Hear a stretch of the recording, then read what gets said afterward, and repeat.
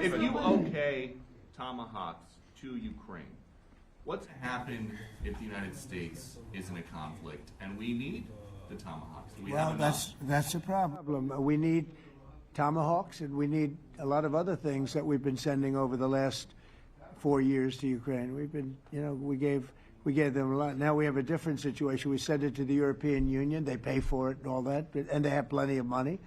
But it's beyond the money. We need Tomahawks, and we need a lot of other weapons that we're sending to Ukraine. One of the reasons we want to get this war over is exactly that. It's not easy for us to give. You're talking about massive numbers of very powerful weapons. So that's one of the things we'll be talking about. Hopefully they won't need it. Hopefully we'll be able to get the war over with without thinking about Tomahawks. I think we're fairly close to that. Yeah, go ahead. President, yeah, please. Just you to understand. So for today, of course, we want to finish this war, but the war is another technological war. You don't use just Tomahawks. If you want to target a military goal, you need thousands of drones. It goes together with such missiles. Ukraine has such thousands of our production drones, but we don't have Tomahawks. That's why we need Tomahawks. But United States is a very strong production, and the United States has Tomahawks and other missiles, very strong missiles, but they can have our thousands of drones. That's why where we can work together, where we can strengthen American production. And so just so that I understand, so you're suggesting kind of a trade. If President Trump okays Tomahawk missiles to help you launch yes, it's into about Russia, military goals. Then only about military goals. Right, but then you would authorize some kind of an exchange where yes, of course. the US yes, we have proposition. Yeah, we have big proposition with our drones. President Trump, I don't mean to be brokering an arms deal here, but is that something that you would be interested in, Ukrainian drones? We are, yeah, we would. We have a lot of drones right now. We build our own drones, but we also buy drones from others, and they make a very good drone. I mean, drone warfare has really come to the fore over the last couple of years because of this war. I will say, there's nothing like the jets. We knocked out a lot of drones in Israel. We were knocking them out for Israel, and we were doing it with extremely fast and powerful jets, following the drones and knocking the hell out of them. So, we know a lot about the drones, and we know a lot about the great jets, the great ones. The ones, and the B-52s, which were totally they were stealth. They were undetectable. So we have a lot of different weapons. And, I have an obligation also, though, to make sure that we're completely stocked up as a country, because you never know what's going to happen. In war and peace, right? You never know what's going to happen. So we're going to be talking about Tomahawks, and would much rather have them not need Tomahawks. Would much rather have the war be over, to be honest, because, we're in it to get the war over. We're selling a lot of different types of weapon, as you know, to the European Union. We're not in it for that. We're in it to get it over. We're losing thousands of people a week, thousands of people, Russian, Ukrainian, and mostly soldiers. I mean, mostly soldiers. But we're in it to see that end. And if we can end quickly, and I think we can. I mean, I had a very good talk yesterday. We're going to be talking about it. But I had a very productive talk yesterday with President Putin. We'll see what happens. But the war in the Middle East was far more complicated. We got that one done. And I think we have a good chance. I think President Zelensky wants it done, and I think President Putin wants it done. Now all they have to do is get along a little bit. Can you give us an update on the trade negotiations with China, or perhaps Secretary of Defense? Yeah, I will, and I'm going to let Scott do that. But I think we're doing very well. I think we're getting along with China. China would like to have something. As of this moment, we'll be meeting in a couple of weeks. We'll be meeting in South Korea. You think myself. Will go forward? I think so. It looks like it's going forward. I think so. They want to meet.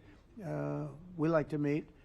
I have a very good relationship with President Xi, and we're going to see what happens. But, for years we were taken advantage of by China very badly. We were losing hundreds of billions of dollars a year to China. We really built their military, if you think about it. The kind of money that presidents allowed to be lost to China was just insane. And then when I came into office, as you know, I put very severe tariffs. So we took in hundreds of billions of dollars in my first term from China. Biden let that go because it was so much. He let it continue, but he gave all sorts of exceptions. And by the time you looked at it, Scott, I would say it wasn't the same thing. He would give an exception for anything. If you got up and went out to dinner, he'd give you an exception. So it wasn't the same thing. But I put on very serious tariffs. So we took in hundreds of billions of dollars.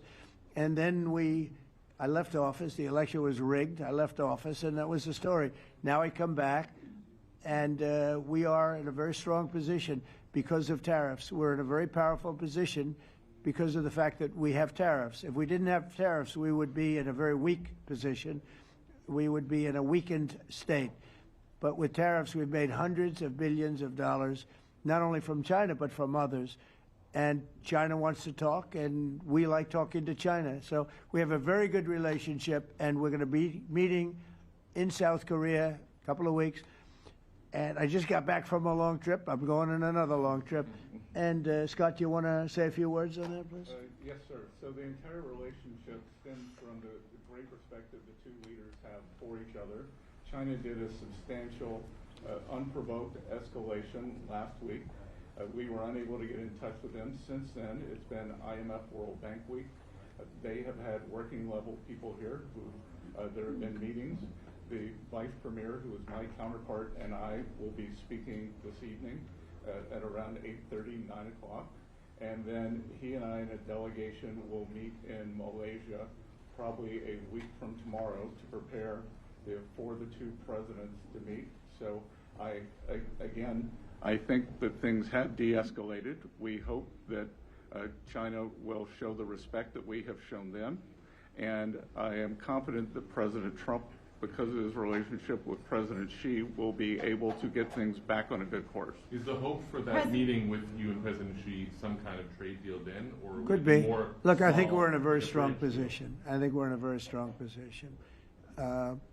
We're getting, as you know, as of November 1st, I could move it up if I wanted, a 100% tariff over and above what we get now. So that would make it about 157%.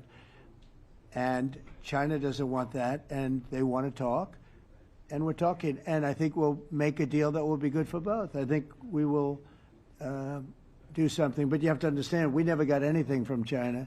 It was a one-way street. For many years, for decades, it was a one-way street.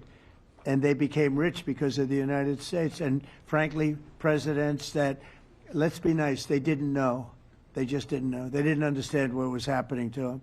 But I understood it. I understood it long before I ran for politics. I used to watch in amazement at how stupid our country was, how stupid they were.